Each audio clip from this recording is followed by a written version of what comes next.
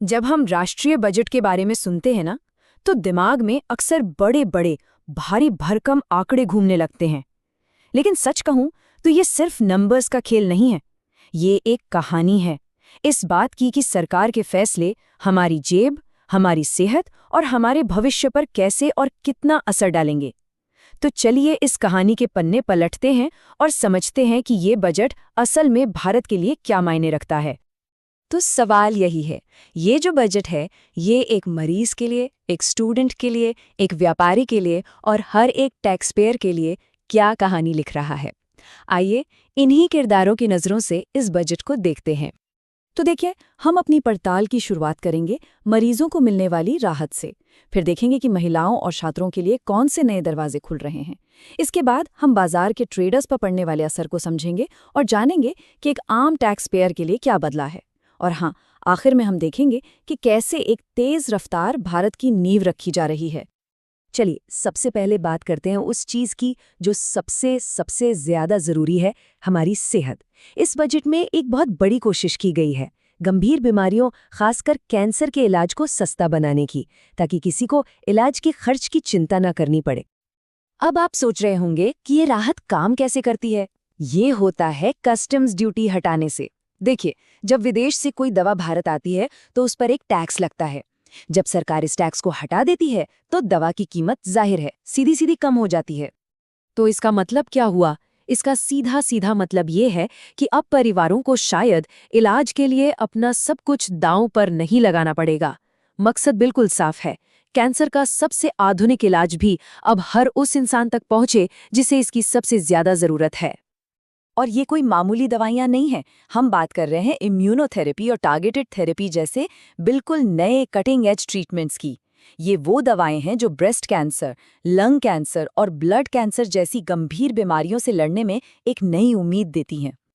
अच्छा, एक सेहतमंद समाज की नींव बेहतर मौकों पर ही तो टिकी होती है। तो अब देखते हैं कि ये बजट महिलाओं और छात्रों को आगे बढ़ने के लिए कौन से नए अवसर दे रहा है। यहाँ ना एक बहुत बड़ी मुश्किल का एक बड़ा सीधा साधा हल दिया गया है। जरा सोचिए, वो लड़कियां जो साइंस, टेक्नोलॉजी या इंजीनियरिंग की पढ़ाई कर रही हैं, जिनकी लैब में देर रात तक काम चलता है, उनके लिए एक सेफ हॉस्टल कितना जरूरी है। और इसका जवाब है हर जिले में एक गर्ल्स हॉस्टल।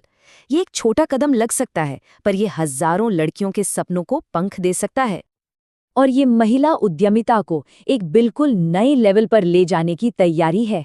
स्वयं सहायता समूहों की सफलता तो हमने देखी ही है, अब बारी है शी मार्ट्स की।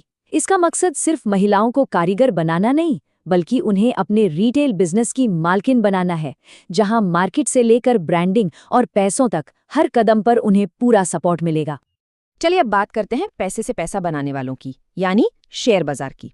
यहाँ बजट कुछ खास तरह की ट्रेडिंग, जिसे फ्यूचर्स और ऑप्शंस कहते हैं, मतलब बाजार के उतार चढ़ाव पर दांव लगाना, उनके लिए कुछ बड़े बदलाव लेकर आया है।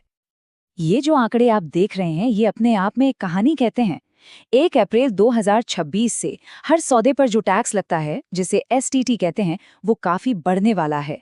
फ्यूचर्स पर टैक्स तो दुगने से भी ज्यादा हो रहा है और ऑप्शंस पर सीधा सीधा 50% की बढ़ोतरी। आसान भाषा में कहूँ तो अब ट्रेडिंग करना पहले से कहीं ज्यादा महंगा होने वाला है। तो सवाल ये उठता है कि सरकार ऐसा कर क्यों रही है। इसका मकसद है बाजार में बहुत ज्यादा सट्टेबाजी को रोकना, खासकर उन छोटे निवेशकों को जो बहुत तेजी से खरीद बिक्री करते हैं। जैसा कि टैक्स एक्सपर्ट नवीन वाधवा कहते हैं, ये कदम हाई फ्रीक्वेंसी ट्रेडिंग को इतना महंगा बना देगा कि बाजार में एक तरह की स्थिरता आएगी।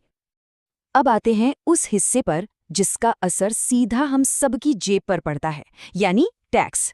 देखते हैं कि इस बजट में आम टैक्स पेयर के लिए क्या कुछ बदला है। यहाँ सरकार का फोकस टैक्स भरने की प्रक्रिया को आसान बनाने पर है।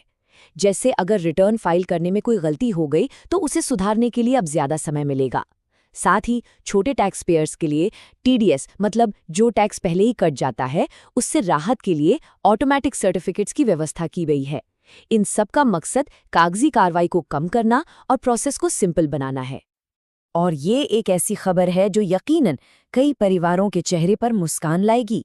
विदेश में बच्चों की पढ़ाई, इलाज या घूमने पर जो एक्स्ट्रा टैक्स यानी टीसीएस देना पड़ता था, उसमें भारी कटौती की गई है। मतलब अब विदेश में खर्च करने पर आपकी जेब पर जो तत्काल बोझ पड़ता था, वो कम होगा। और तो और विदेश से अपने इस्तेमाल के लिए लाए गए सामान पर लगने वाली कस्टम ड्यूटी भी आधी कर दी गई है। अब जरा पर्सनल फाइनेंस से आगे बढ़कर देश की बड़ी तस्वीर देखते हैं। इस बजट में भारत की लाइफलाइन यानी भारतीय रेलवे, उसके कायाकल्प पर एक बहुत बड़ा दांव लगाया गया है। ये आंकड़ा देखिए, 2.75 लाख करोड़ रुपए। रेलवे के लिए ये एक रिकॉर्ड बजट है। ये रकम इतनी बड़ी है कि इससे पूरे रेलवे नेटवर्क को आधुनिक बनाने और उसके विस्तार को एक नई ही रफ्तार मिलेगी। तो इतना पैसा जा कहाँ रहा है? देखिए, सबसे पहली प्राथमिकता है सुरक्षा। कवच 4.2, जो ट्रेनों को आमने सामने की टक्कर से बचाने वाला एक ऑटोमेटिक सिस्टम है, उसे 18,000 किलोमीटर के विशाल नेटवर्क पर लगाने का लक्ष्य है, ताकि सफर और भी ज्यादा सुरक्षित हो सके।